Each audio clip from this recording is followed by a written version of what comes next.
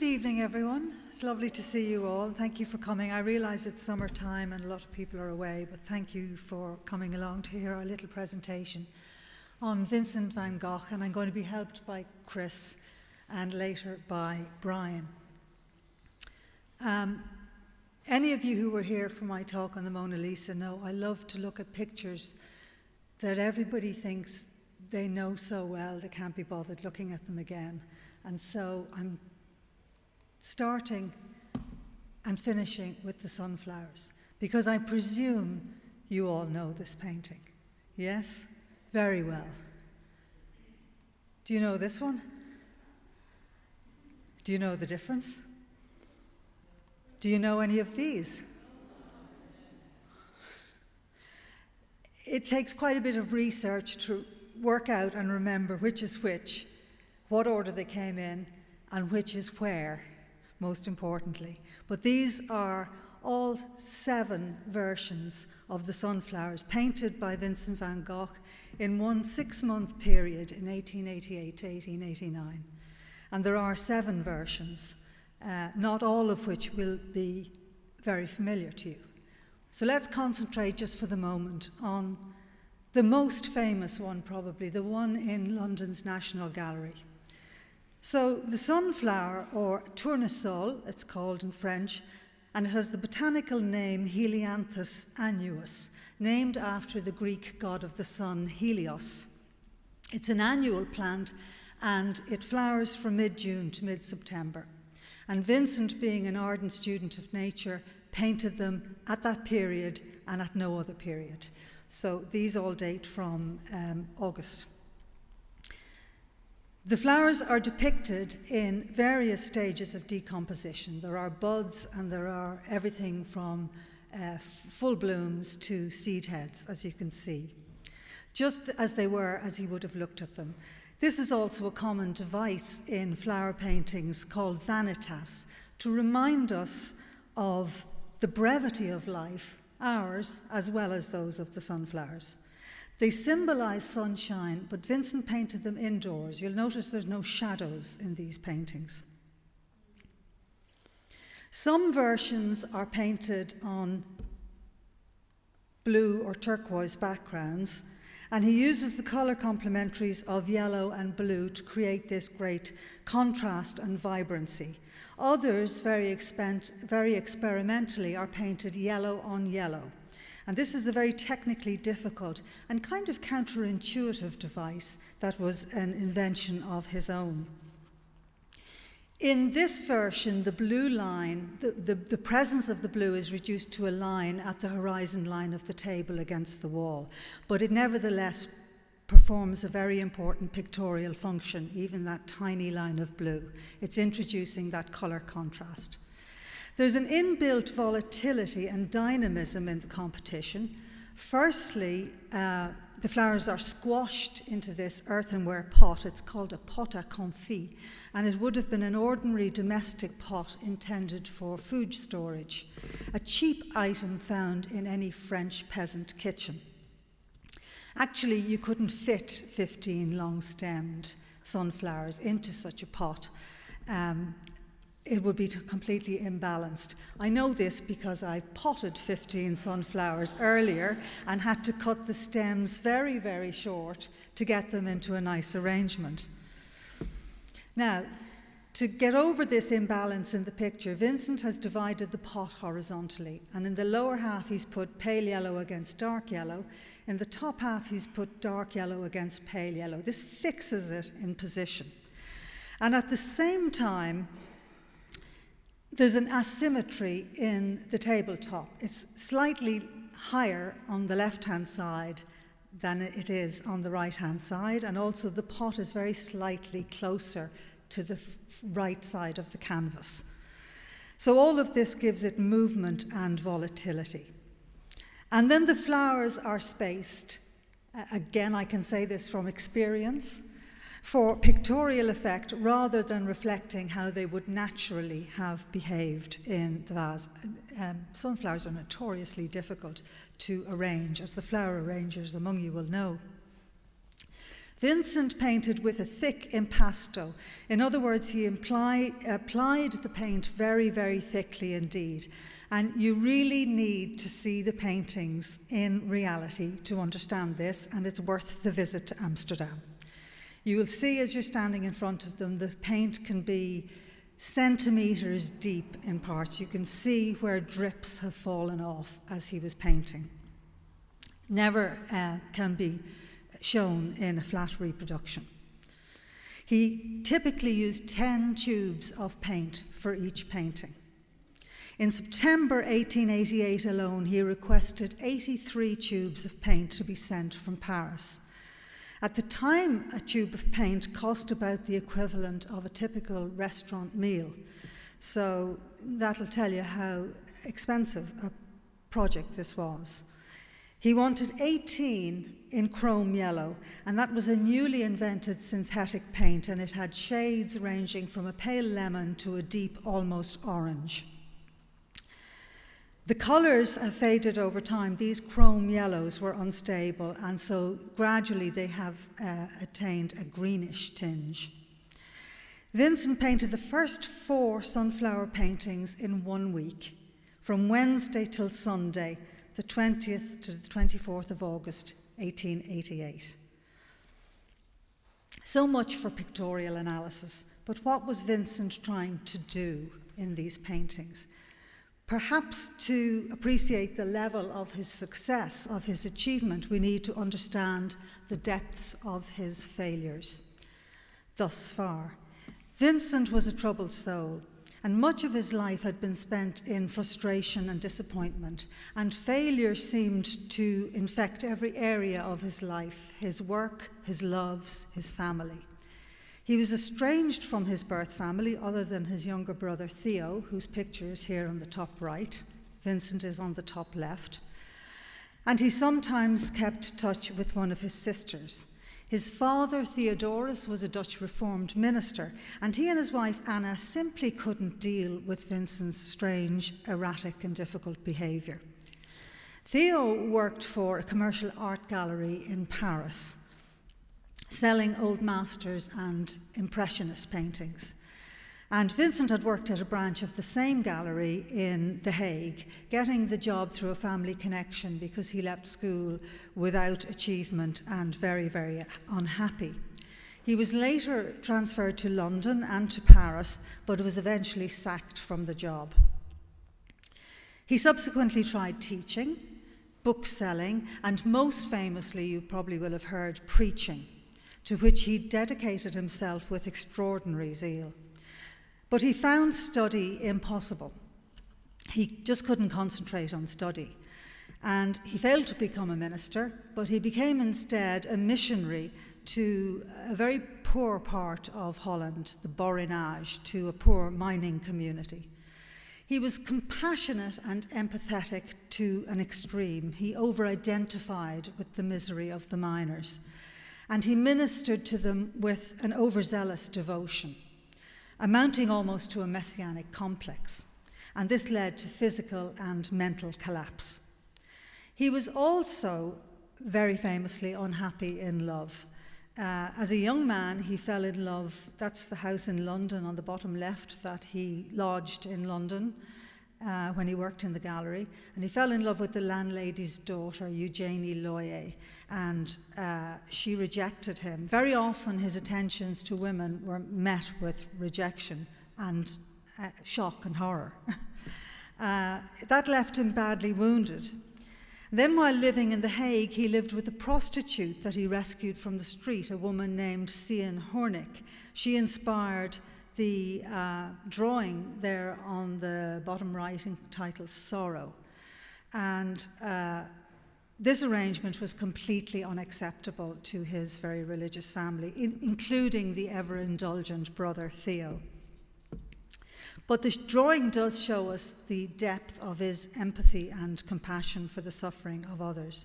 His next passion was a woman called Margot Begeman, a neighbour who was 12 years his senior and mentally unstable herself. And her family disapproved of the match, and it ended with her attempted suicide by poisoning. So that area of life seemed closed off to Vincent. And at the age of 27, at Theo's suggestion, he took up art. Out of the blue, he had a huge interest in art, but no training and no experience.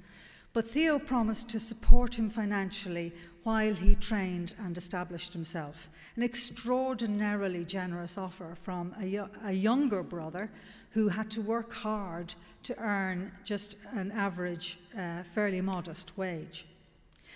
But Theo believed fervently that Vincent had something unique to bring to the world, and so Vincent accepted the offer. And for him, it was a last resort to find fulfillment, to support himself, and above all, to contribute something useful to society. Because despite his difficulties, he had a huge heart. He had a great love of nature and endless compassion for humanity.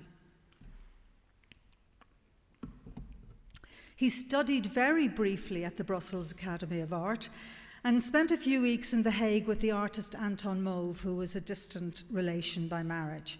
But for most part, he was entirely self-taught, and all of his known works were completed in a 10-year period. As ever, he applied himself wholeheartedly to the task, and yet the painting he considered his first masterpiece, The Potato Eaters, was a failure. And I don't need to go through a lot of analysis of the picture to tell you why this was a failure. It's clearly a beginner's effort. He's put a great deal of work into it. But really, I'm including it here mostly by way of comparison. Because following his largely unsuccessful artistic apprenticeship, on the 28th of February 1886, aged 32, Vincent arrived in Paris to stay with Theo, who was 4 years younger, but he was quite settled and quite successful in his career. For the previous 2 years, the avant-garde scene had been dominated in Paris by Impressionism. Vincent caught the final and 8th Impressionist exhibition on the 15th of May, 1886. And almost overnight, this happened. His art changed from the dour, dark Dutch palette of the Potato Eaters to the colour and freshness and immediacy of Impressionism. He was certainly a very fast learner. In one of his paintings from that year, this painting, the Moulin de Bleu de Fin, we see the first appearance of sunflowers. If you can see at the bottom left, there's a kind of a little shed, and in front of it, there's a flowering sunflower, albeit a very small little detail in the corner. During his 2 years in Paris, he painted a lot of flowers because of his love of nature, but also because they were easy and cheap. Models are expensive and not often available, but flowers just sit there uncomplainingly. And also Theo thought that they would be saleable. People then and now like pictures of flowers. There are 35 surviving flower pictures by Vincent just from the summer of 1886, such as this one, Roses and Sunflowers. Again, including the sunflowers, but not focusing on them. It was a year before he came to see sunflowers as having enough interest to form the basis of an entire composition. In late August or early September of 1887, he painted this quartet of still lifes featuring the cut heads of sunflowers. The top 2 versions were exhibited at an informal exhibition at the Restaurant du Chalet with fellow newcomers Émile Bernard, who you might not know, and Toulouse-Lautrec, whom you certainly will know. What was most significant about this event for Vincent was that he met Paul Gauguin properly for the first time. Their paths had crossed a year before, but this was when they met and spoke and became friends. Gauguin had just returned from a 7-month-long visit to Panama and Martinique, and he was looked up to by Vincent. He was a few years older, he was slightly more established in the art world, and he presented himself with a great confident swagger. Gauguin was impressed by Vincent's sunflowers, of everything in the exhibition, and he swapped his painting on the shore of the lake, one of the recent ones from Martinique, for the pair of sunflower paintings by Vincent. The very fact that Vincent gave 2 of his pictures for one of Gauguin's shows that he felt himself subordinate to the older artist. It was, from the beginning, a very unequal relationship, and there was perhaps disaster built into that inequality from the beginning. Vincent stayed in Paris for 2 years altogether, and the discoveries he made there were very important to his future development as an artist. They changed his art completely and turned him first into an impressionist, and what he would be called later, long after his death, a post-impressionist. The things he discovered in Paris were, first of all, Impressionism. And Impressionism, as you all know, based on the close observation of nature, on painting in the open air, in order to capture the play of light and shade on colour and their effects. Shadows rendered as darker complementaries, never as black. So that's where you get this interest in yellow and blue, and because the shadows would be blue or purple. All based on the new scientific theories of colour at the time. Now, I simply included this example of Monet's work because it was sunflowers as well, from 1881,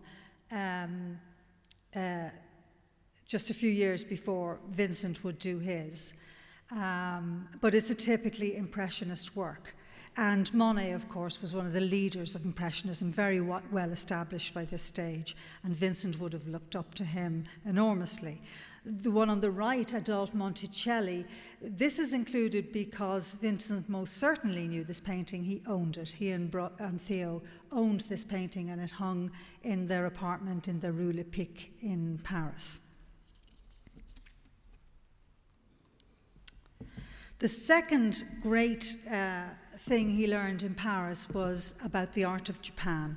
Japan opened up to trade with the West in the mid-19th century, and the art of Japan was popularized in the various international exhibitions in Paris and London.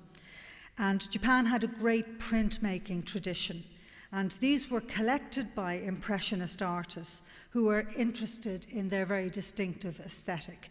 And what was distinctive about them was they had very strong use of line, clarity of colour. They tended towards this asymmetrical composition, as you see with the bridge and the tree trunk, and overall had a very clear graphic kind of quality. In Vincent's portrait of the art supply shop proprietor Père Tanguy, he depicts him surrounded by Japanese prints in his shop, which was a place which also displayed the work of emerging young artists like Vincent and Toulouse-Lautrec. Julien François Tanguy was called Père Tanguy because he was something of a father figure to these young artists and would give them credit and would display their works in his shop. Having rejected the rather stifling religion in which he was raised, Vincent began to identify Japan as a land of spirituality, and their art forms as a manifestation of spirituality, and therefore something to be emulated in his own work. The third thing about Paris was it made him convinced that meeting like-minded artists, he felt he could have companionship on this artistic journey of discovery. Meeting Bernard and Gauguin especially, he began to think of the possibilities for a secular kind of priesthood or brotherhood of a collaborative art practice. Before I move on, I just want to say something about letter writing, because Vincent had always kept in touch with Theo by letter.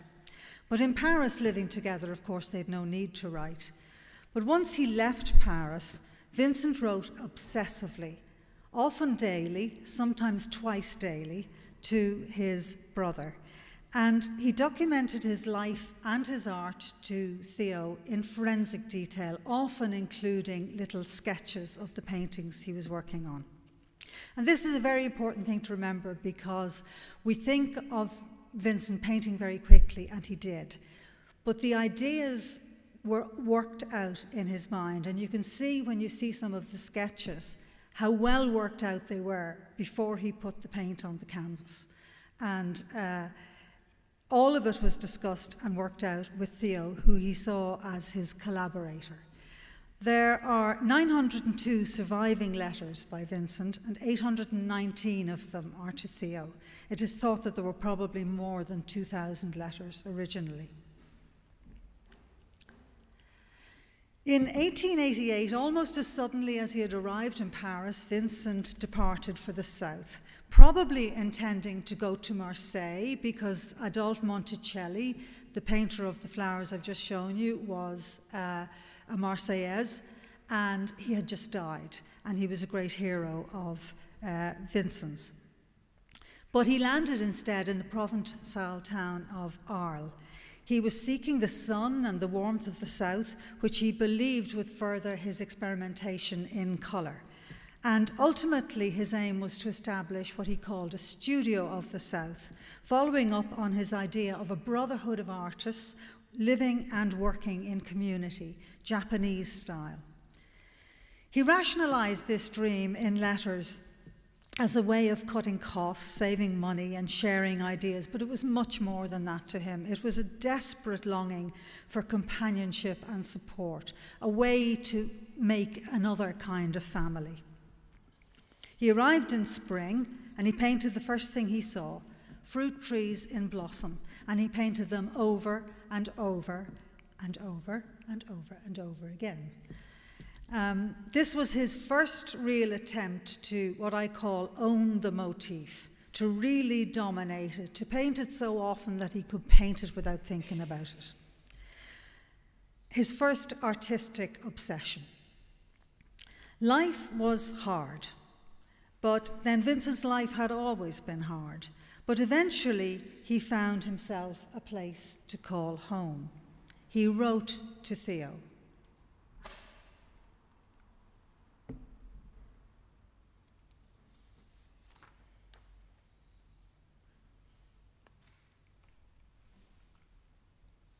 My dear Theo, many thanks for your letter and the 50-franc note enclosed. I don't see the whole future black, but I do see it bristling with difficulties, and sometimes I ask myself if they won't be too much for me. Well, this is mostly in moments of physical weakness, and last week I had such a fierce toothache that much against my will I had to waste time. However, I have just sent you a roll of small pen and ink drawings, a dozen I think, by which you will see that if I've stopped painting, I haven't stopped working. You will find amongst them a hasty sketch on yellow paper, a lawn in the square as you come into the town, with a building at the back, rather like this. Well, today I've taken the right wing of this complex, which contains 4 rooms, or rather 2 with 2 cabinets. It is painted yellow outside, whitewashed inside, on the sunny side. I've taken it for 15 francs a month. Now, my idea would be to furnish one room, the one on the first floor, so as to be able to sleep there. This will remain the studio and the storehouse for the whole campaign, as long as it lasts in the south. And now I'm free of all the innkeeper's tricks. They're ruinous, and they make me wretched. I should be afraid of nothing if it wasn't for my cursed health. All the same, I'm better than I was in Paris. And if my stomach has become terribly weak, it's a trouble that I picked up there, and mostly likely due to the bad wine, which I drank too much of.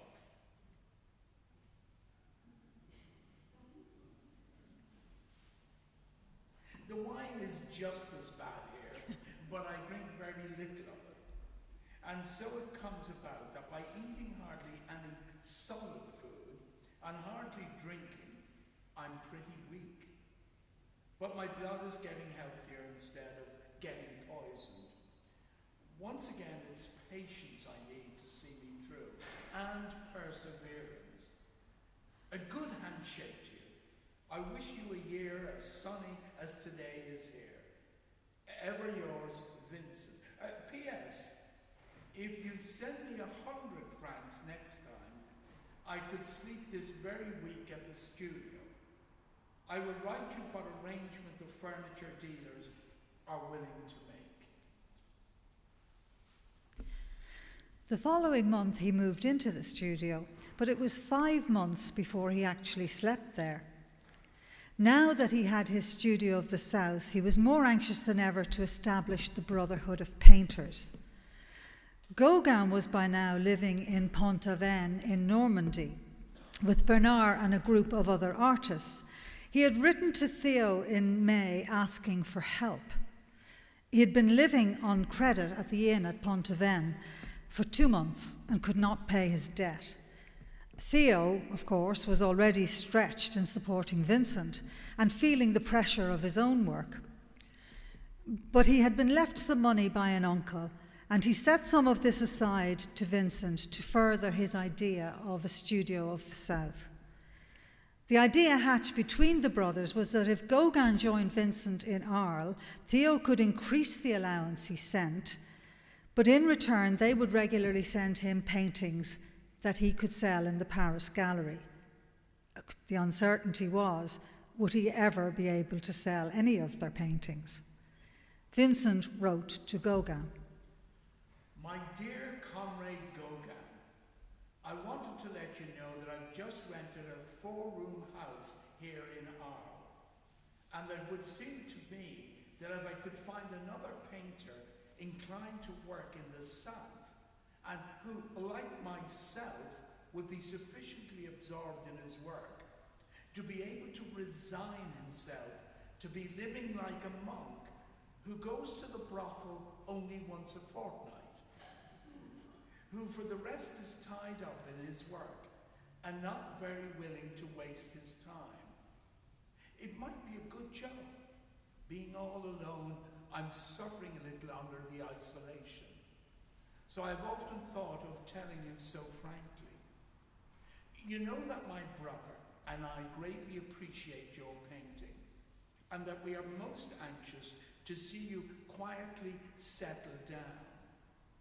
Now, the fact is that my brother cannot send you money in Brittany and at the same time send me money in Provence. But are you willing to share with me here? If we combine, there may be enough for both of us. I'm sure of it. I'm sure of it in fact. Once having attacked the South, I don't see any reason to drop it. I was ill when I came here, but now I'm feeling better. As a matter of fact, I'm greatly attracted by the South, where working out of doors is possible nearly all the year round. However, it seems to me that life is more expensive here, but on the other hand, of getting more pictures done are better. However, this may be if my brother were to send 250 francs a month for us both. We might share, should you care to come. Only in this case it would be necessary to have our meals at home as much as possible.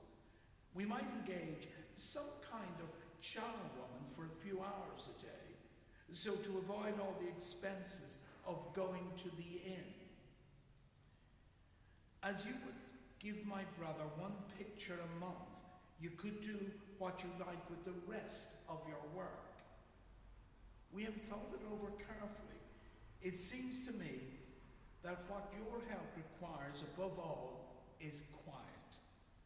If I should be mistaken, and if the heat of the South should be too strong for you, well then we must try to find another solution. As for myself, I'm feeling quite well in this climate. I want to tell you a great many other things, but business must come first. Send us both your answer at your earliest convenience. Vincent.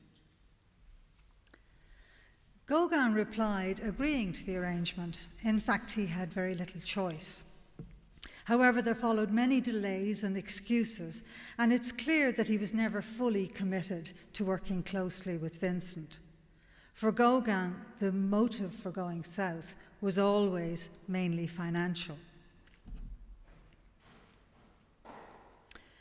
On Wednesday, the 20th of August, Vincent began his series of sunflowers for Gauguin.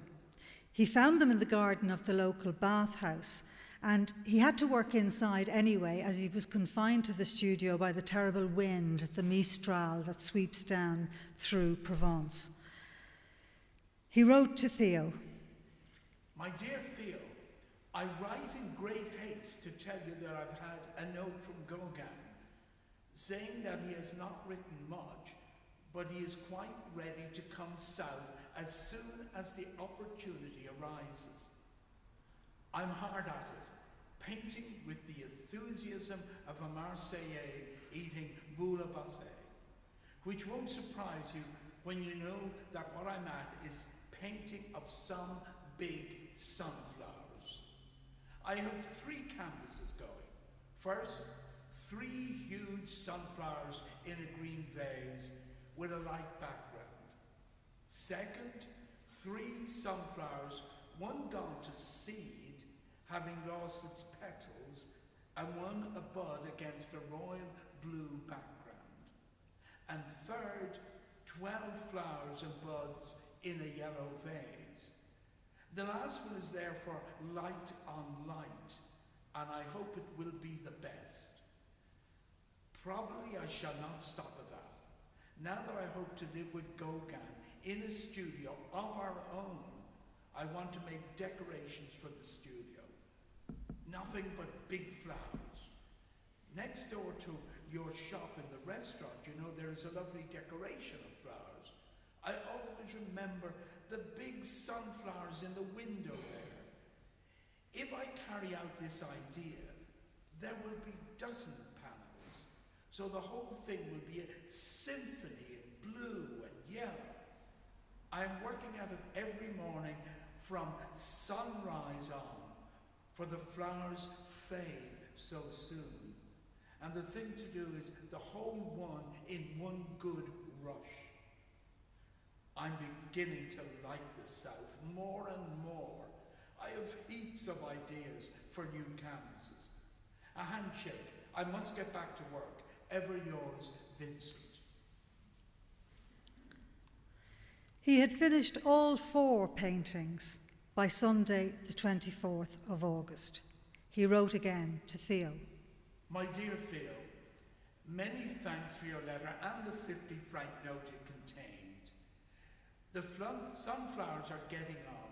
There is a new bunch of 14 flowers on a greenish yellow ground. So it is exactly the same effect, but in a larger size, as the still life of the quinces and lemons, which you already have. But in the sunflowers, the painting is much more simple. About my clothes, and certainly they were beginning to be the worst for wear, but only last week I bought a black velvet jacket of fairly good quality for less than 20 francs, and a new hat. Oh, so there is no hurry. Good for the present. Ever yours, Vincent. Gauguin's room was to have 2 sunflowers and 4 landscapes in a tiny bedroom. And the idea was when the windows were opened, you would see the actual landscape as well. Sunflowers have a lot of symbolism attached to them. Traditionally, they symbolize the love of God as the light of the world. They symbolize friendship and loyalty because their faces turn to follow the sun in the sky. Vincent, as we've heard, had rejected traditional forms of religion, and he felt instead that every ordinary thing was infused with sacredness.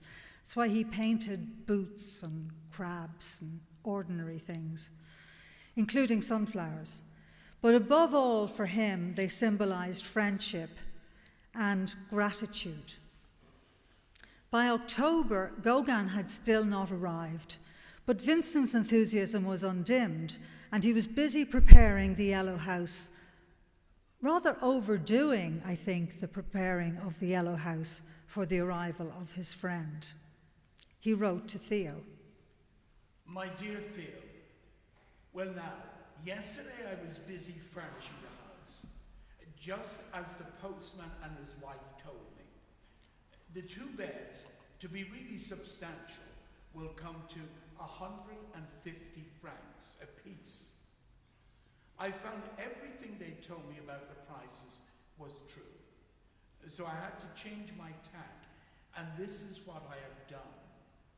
I have bought 1 walnut bed and another in white deal, which will be mine and which I'll paint later. Then I got bedclothes for one of the beds and 2 mattresses. If Gauguin comes, or somebody else, there is his bed ready in a minute.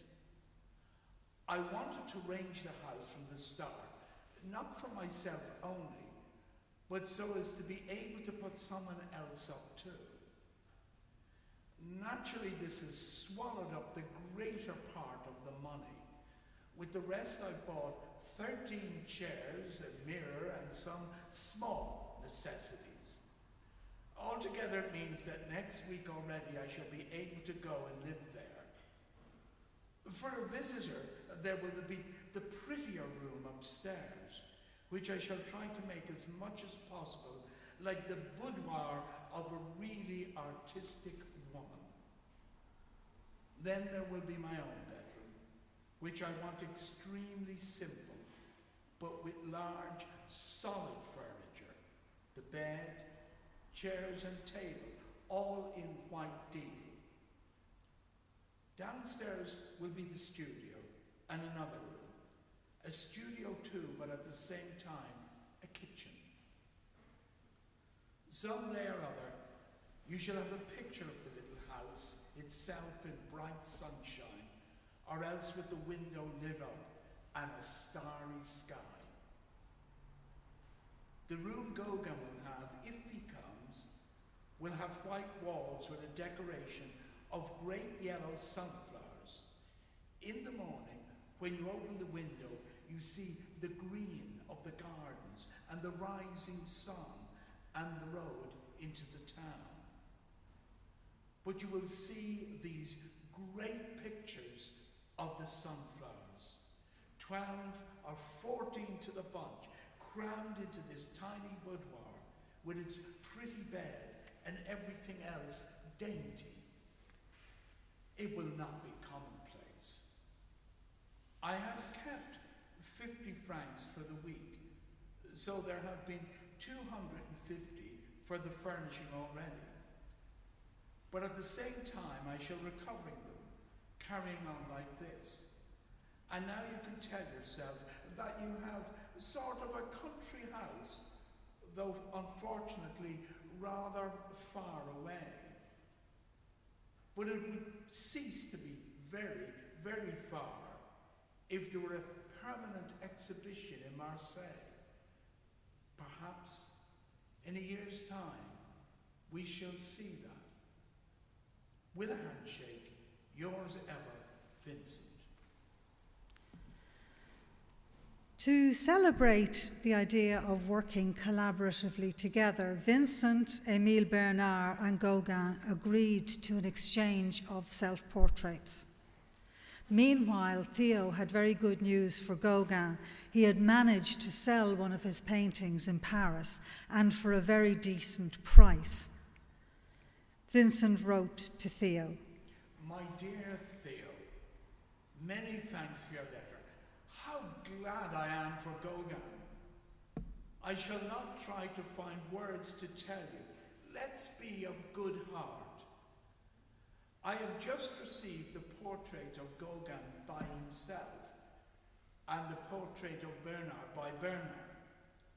And in the back background of the portrait of Gauguin, there is Bernard on the wall, and vice versa. The Gauguin is, of course, remarkable, but I very much like Bernard's picture. It is just the inner vision of a painter, a few abrupt tones, a few dark lines, but it has the distinction of a real Manet. The Gauguin is more studied, carried further. That, along with what he says in his letter, gives me absolutely the impression of its representing a prisoner, not a shadow of gaiety, absolutely nothing of the flesh. But one can confidently put that down to his determination to make a melancholy effect. The flesh in the shadows has gone a dismal blue. So now at last I have a chance to compare my painting with what the comrades are doing.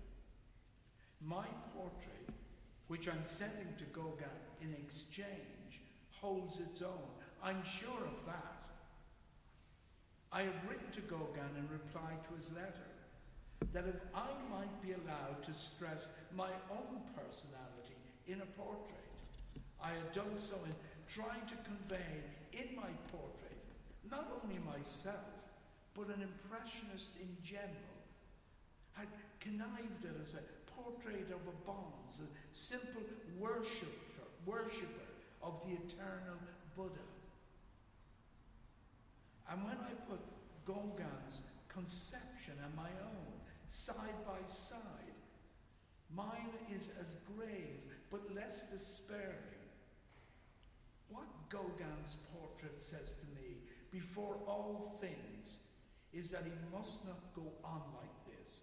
He must become again the richer Gauguin of the negresses. I am very glad to have these two portraits, for they faithfully represent the comrades at this stage. They will not remain like that. They will come back to a more serene life. And I see clearly that the duty laid upon me is to do everything I can to lessen our poverty. Gauguin looks ill and tormented in his portrait. You wait, that will not last. And it will be very interesting to compare this portrait with the one he will do of himself in 6 months' time. Someday you will see my self-portrait, which I'm sending to Gauguin, because he will keep it, I hope. It's all ashen grey against a pale malachite.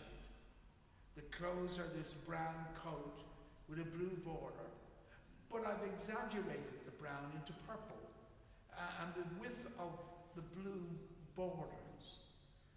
The head is modelled in light colours, painted in a thick impasto against a light background with hardly any shadows. Only I've made the eyes slightly slanting, like the Japanese. Write me soon, and the best of luck. How happy old Gauguin will be. A good handshake. Ever yours, Vincent. Vincent proceeded with the preparations for the Yellow House, turning his attention this time to his own bedroom and the furniture we've heard already described in his letter of plain deal, and it all looking solid and simple, and the little rush chair, which presumably two of them are two of the 13 chairs. The bedroom wall is adorned over the bed with portraits of his friends, the painter Eugène Bock in one, and of a soldier friend called Paul Nillier in the other. The door on the left, as you see, the room has two doors. The door on the left leads into the room intended for Gauguin, so they were adjoining bedrooms. That was the bedroom intended for Gauguin. When I said earlier about Vincent being able to paint very quickly because the ideas were already very clearly worked out in his head, you can see how clearly the little sketch in the letter to Theo matches the final painting. He had every detail worked out, and he said that he enjoyed lying in bed at night, smoking, and thinking up his pictures. So it was all done mentally before he ever committed paint to canvas. He wrote again to Theo. My dear Theo, at last I can send you a little sketch to give you at least an idea of the way the work is shaping up. For today, I'm all right again. My eyes are still tired, but then I had a new idea in my head, and here is the sketch of it. This time, it's just simply my bedroom. Only here, colour is to do everything, and given by its simplification, a grander style to things, is to be suggestive here of rest or of sleep in general. In a word, looking at the picture ought to rest the brain, or rather the imagination. The walls are pale violet, the floor is of red tiles, the wood of the bed and chairs is the yellow of fresh butter, the sheets and pillows very like greenish citron, the coverlet scarlet, the window green, the toilet table orange, the basin blue, the doors a lilac, and that is all. There is nothing in this room with its closed shutters. The broad lines of the furniture again must express inviolable rest. Portraits on the walls and a mirror and a towel and some clothes. The frame, as there is no white in the picture, will be white. This, by the way, of revenge for the enforced rest I was obliged to take. I shall work on it again all day, but you see how simple the conception is. The shadows and the cast shadows are suppressed. It is painted in free, flat tints, like the Japanese prints. It's going to be a contrast to, for instance, the night cafe. I'm not writing you a long letter because tomorrow, very early, I'm going to begin in the cool morning light so as to finish my canvas. How are the pains? Don't forget to tell me about them. I know that you will write one of these days. I will make you sketches of the other rooms too someday. With a good handshake, yours, Vincent. This is the comparison that Vincent drew in the letter between his bedroom, which was suggestive to him of rest, and the night cafe, which was the cafe next door where he frequently ate and frequently drank too much absinthe, and its very garish contrast of red and green, and red and green leap off each other. They're colours that bounce off each other, and so it created this, along with the depiction of various drunks and ne'er-do-wells slumped over the tables, creates this picture of unease. Now, with all due respect to Vincent, I'm not quite sure how, and it's up to you to see for yourselves, how much ease is suggested in the bedroom either. I'm not sure it's altogether restful. Coloristically it may be, but those very definite lines and that very strong perspective have a bouncing energy to me. So I think even at his most restful, Vincent was quite bouncily energetic. And that was why so many people perhaps felt it difficult to be around him in his company for too long. Gauguin finally did arrive in Arles on the 23rd of October 1888. Disappointingly, he didn't immediately respond to Vincent's decorations in his room, though afterwards, long afterwards, he did say that he much preferred Vincent's sunflowers to those by Monet, which I showed you earlier, and I think we might all agree with that. From the beginning, though, there were huge differences between the two characters, artistically and temperamentally. They argued over the degree to which an artist should follow nature.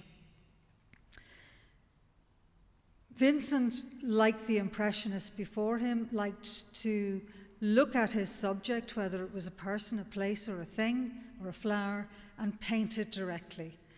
Gauguin believed in the supremacy of the imagination, looking at nature but contemplating the work and completing it in a subjective way in the studio afterwards. He said to Vincent, "Do not copy nature too clearly. Art is an abstraction. Draw it out from nature while dreaming in front of it." Now, Vincent painted their respective chairs. Again, the little deal chair, you can tell which one is Vincent. It's the one on the left, the simple little peasant chair, presumably one of the 13 he bought. We saw that he had 2 of them in his bedroom. And they function as kind of psychological portraits of the two men.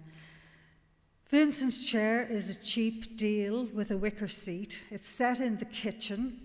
It's brightly lit. On top of it sit his pipe and tobacco, his accoutrements, his things that were always with him, and a box of onions on the floor behind on which he has signed his signature. Shows his identification with a simple peasant life. In contrast, Gauguin's chair is a much more luxurious one with arms and an upholstered seat. It looks to be a day and night contrast. There's on the wall behind Gauguin's chair, there's a gas light on the wall. It looks to be in a living room. The floor appears carpeted, though in fact the floor of the Yellow House was tiled throughout. And the books and the candle on the seat suggest a more learned and contemplative persona or identity for its owner. Clearly, Vincent saw a disparity between himself and Gauguin was to be the revered one, the acknowledged leader, the abbot of the longed-for brotherhood. Vincent learned from Gauguin, nevertheless. He said, "Gauguin has given me courage to imagine, and the things of the imagination do indeed take on a more mysterious character." Under his influence, he painted reminiscence of the garden at Eton. And Eton was not where he had been born, but where his father had moved to subsequently to be a preacher in the church there. And this is his mother and sister Will in the garden, very much under Gauguin's influence. You can also see the influence of the Japanese prints in the kind of asymmetrical composition and the strong lines. But in front of the mother figure there, you see some, just to her right, you see some sunflowers. And they're presented very differently. They're presented in a very stylized way, almost rendered like an all-seeing eye. And this is clearly a symbolist effect. And it was Gauguin who was very into symbolism. He talked about imagination in art.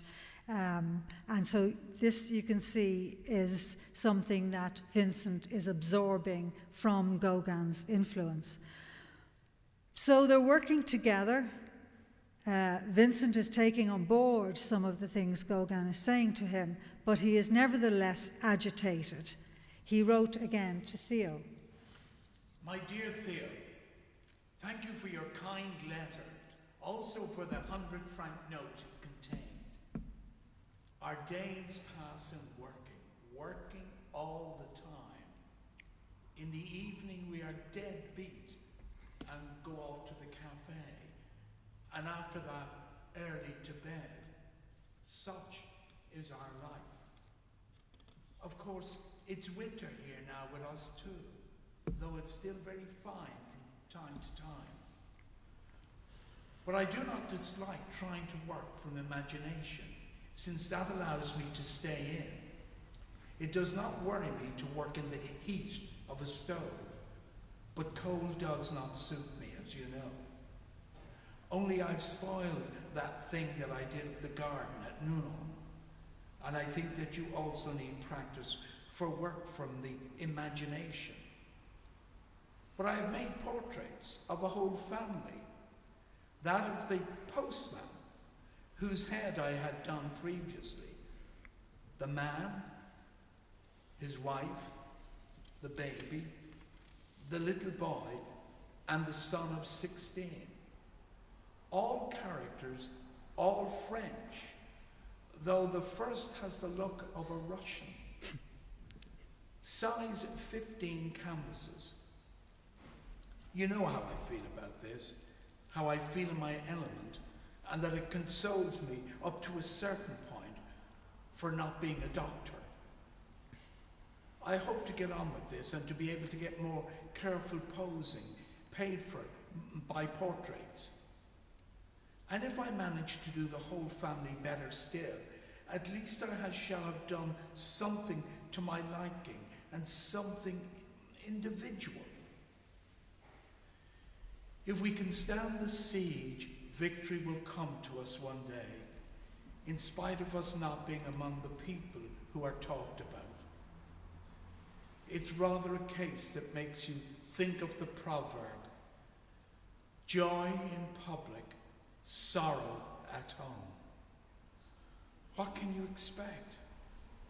Supposing that the fight is still before us, we must try to mature quietly. Gauguin works a lot. I very much like a still life, background and foreground. Yellow he is working on, a portrait of me, which I do not count amongst his useless undertakings. But now he is doing some landscapes. And lastly, he has a good canvas of women washing. Even very good, I think. You know that Gauguin is invited to exhibit at the Vingest. He is already imagining settling in Brussels. And that certainly would be a means to see his Danish wife again, since in the meantime he is very successful with the local women. I should not consider this entirely insignificant. He is married, but he doesn't look it very much. In short, I think there is an absolute incompatibility of character between his wife and him. But he naturally cares more of his children, who are very pretty according to their portraits. We aren't so gifted in that respect. Goodbye for now. A handshake, Vincent. The portrait he mentions is this one. It was Gauguin's only painting of Vincent, the painter of sunflowers, he called it. It demonstrates the different approaches to nature of the two artists. Gauguin here shows Vincent painting a pot of sunflowers, but he's painting it in December, which Vincent wouldn't have been, because the flowers were gone by then. So Vincent only painted them in season, but Gauguin was prepared to imagine or remember them.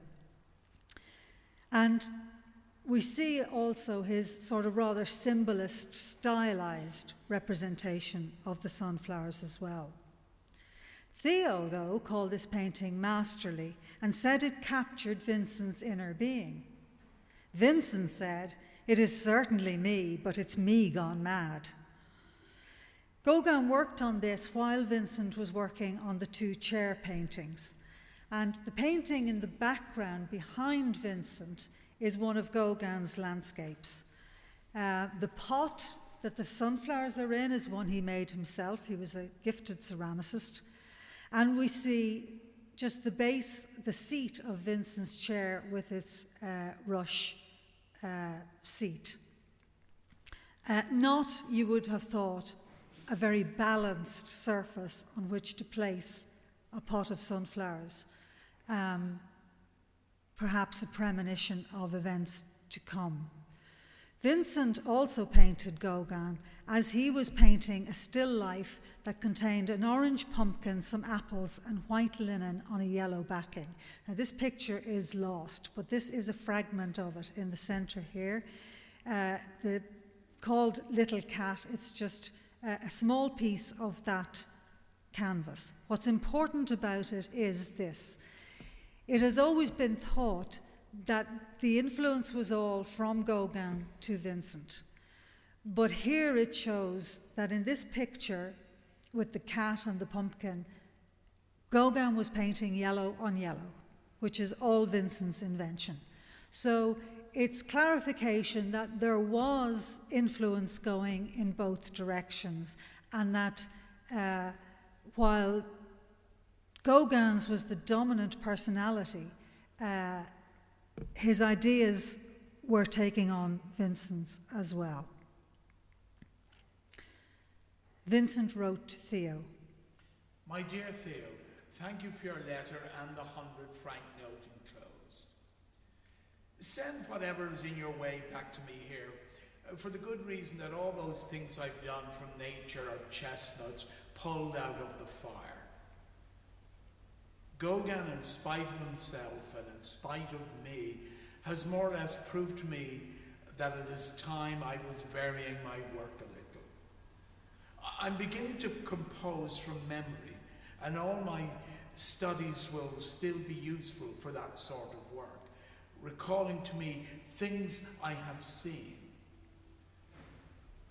What then does selling matter, unless we are absolutely pressed for money? It does me a tremendous amount of good to have such intelligent company as Gauguin's, and to see him work. You will see that some people will soon be reapproaching Gauguin, with no longer being an impressionist. His last two canvases, which you will soon be seeing, are very firm in the impasto. There is even some work with the palette knife, and they will throw his Breton canvases a little in the shade. Not all, but some. Gauguin was telling me the other day that he had seen a picture by Claude Monet of sunflowers in a large Japanese vase.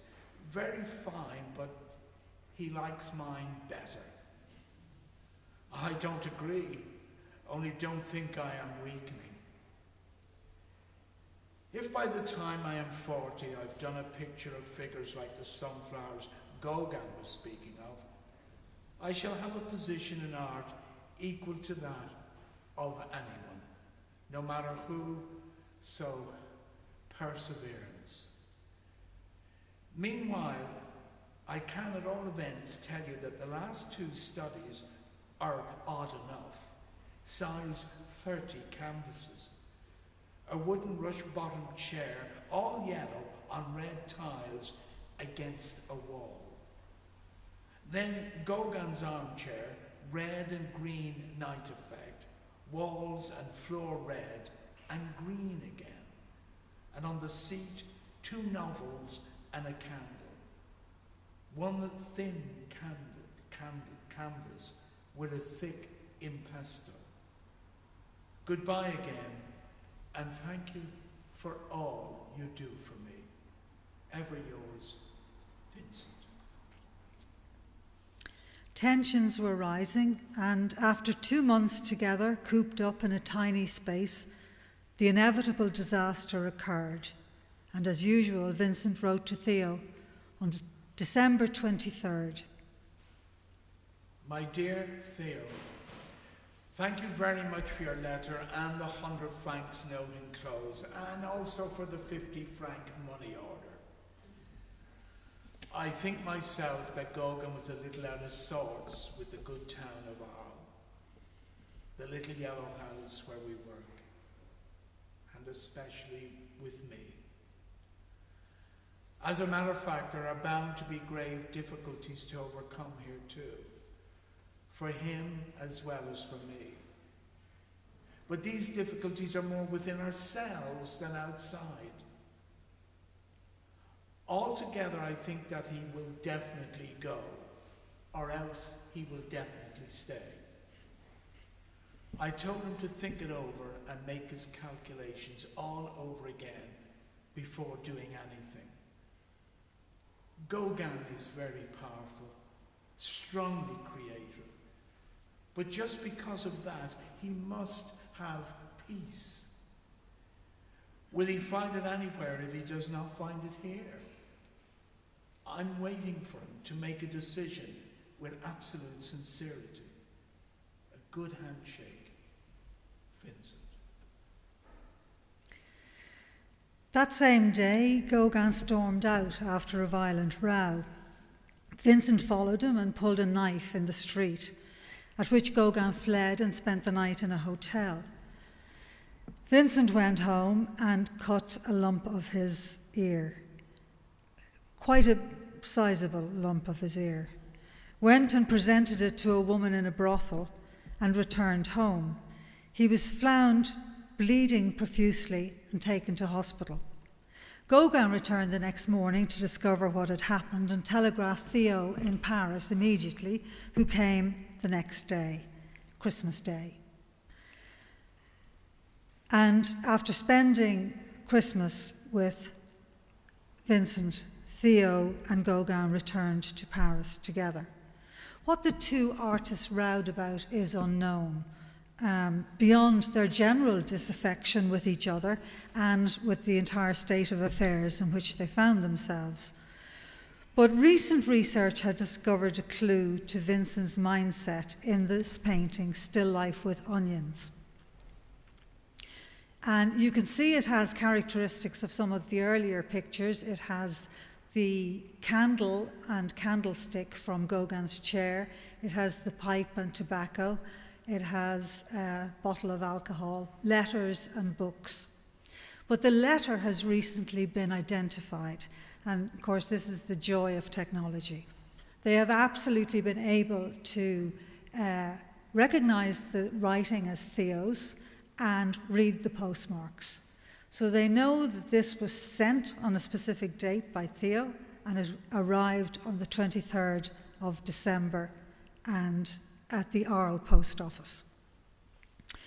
In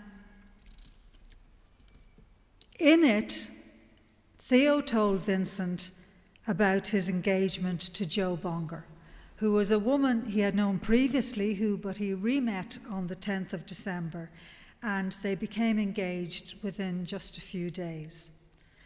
Was this what put Vincent into a mental crisis? Because he must have been afraid that with Theo's marriage and subsequent children arriving, the source of funding would dry up. And did this affect his relationship with Gauguin? Because Gauguin was being supported by Theo as well. And did this fuel the whole situation into self-destruction? Vincent did recover from that first bout of self-inflicted harm. And his self-portrait with bandaged ear, which you can see here, shows his skill was undiminished. It shows also, perhaps, that hope was not lost. You'll notice on the background, on the wall behind him, he has a Japanese print, which was one that Theo had sent him quite recently from Paris. And again, they have identified the painting on the easel to be the beginning of a flower painting, which, this being December, would not have been something he was working on, so he must have included it as a kind of a clue to his thinking. He always associated flowers and Japan. And so I think this shows that he had retained his idealism, or perhaps it shows that he was desperately clinging to some vestige of his idealism. Soon afterwards, Gauguin and Vincent never met again. But soon afterwards, Gauguin wrote asking for a copy of the Sunflowers, and that's why there are two such close copies.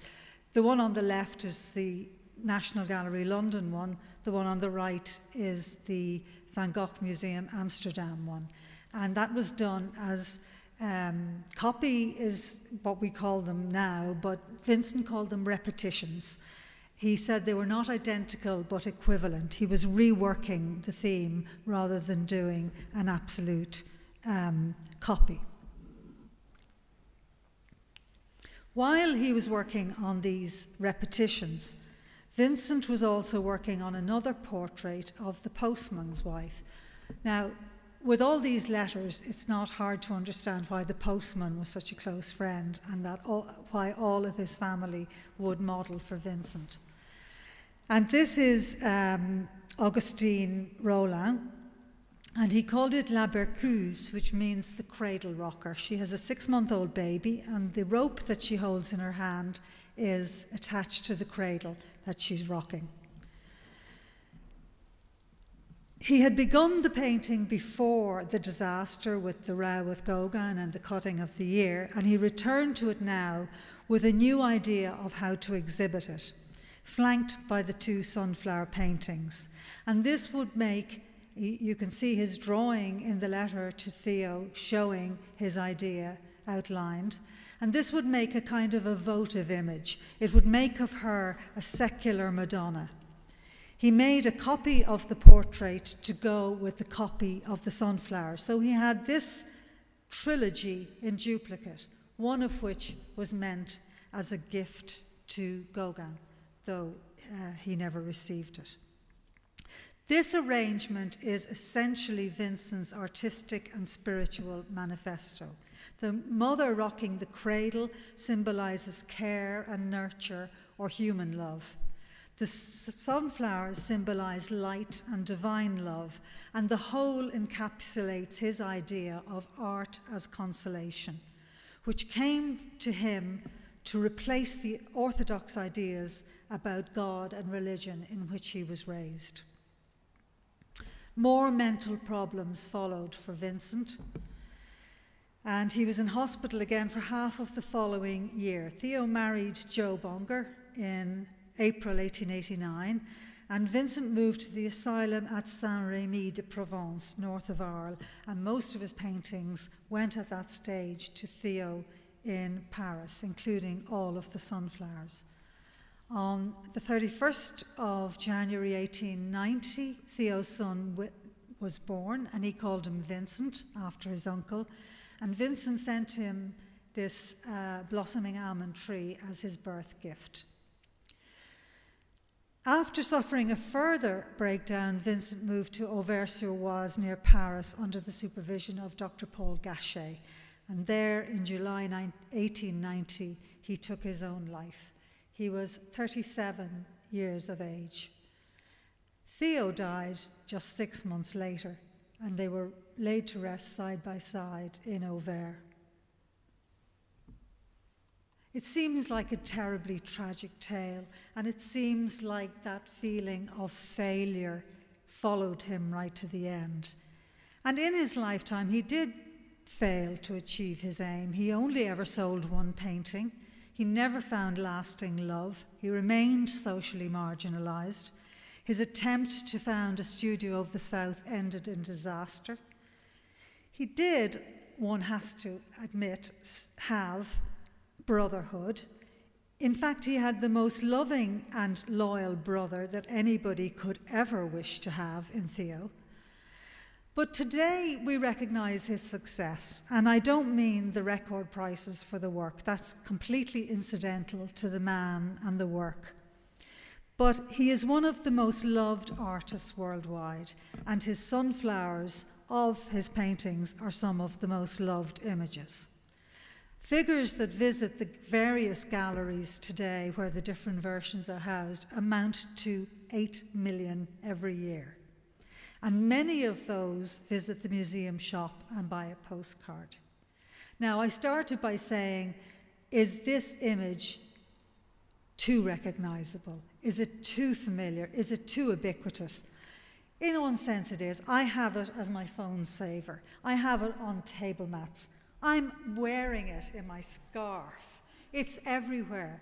But when you look at a picture and you understand, and especially when you read Vincent's letters, which I highly recommend, you can see the meaning that is there in them.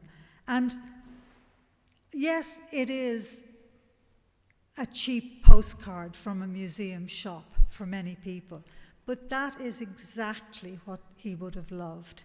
He once wrote to Theo saying that if he could achieve an art that could be reproduced cheaply, so that everybody, the poor miners in the Borinage, the poor peasants in Arles, could have a picture on their wall, that would make him happy.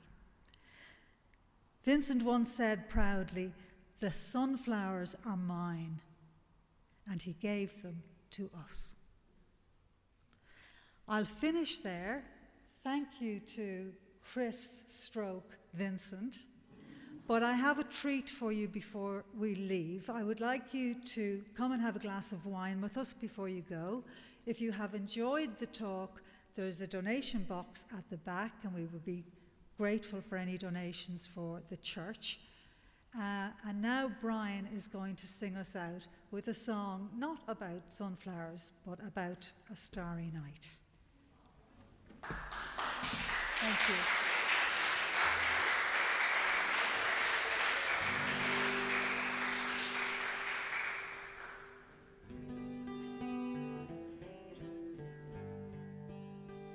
Starry, starry night, paint your palette blue and gray. Look out on a summer's day with eyes that know the darkness in my soul, shadows on the hill. Sketch the trees and their daffodils, catch the breeze and the winter chills in colors on the snowy land. Now I understand what you try to say to me, how you suffered for your sanity, how you tried to set them free. They would not listen, they did not know how. Perhaps they'll listen now. Starry, starry night, flaming flowers that brightly blaze, swirling clouds in violet haze, reflecting Vincent's eyes of china blue, colors changing hue. Morning fields of amber gray, withered faces lined in pain are soothed beneath the artist's loving hand. Now I understand what you try to say to me, how you suffered for your sanity,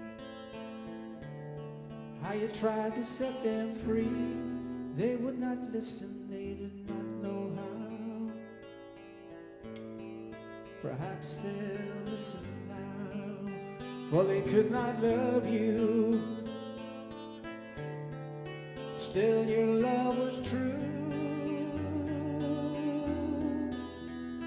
When no hope was left inside on that starry, starry night, you took your life as lovers often do.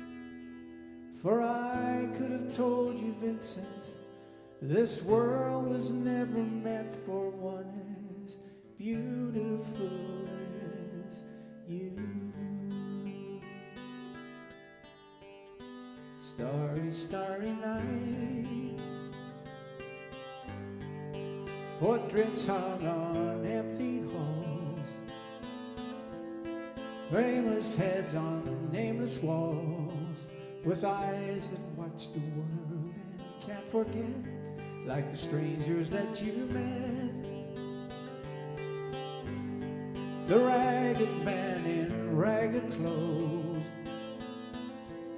silver thorn on bloody rose, lie crushed and broken on the virgin snow. Now I think I know what you try to say to me, how you suffered for your sanity. I tried to set them free, they would not listen, they're not listening still. Perhaps they never will.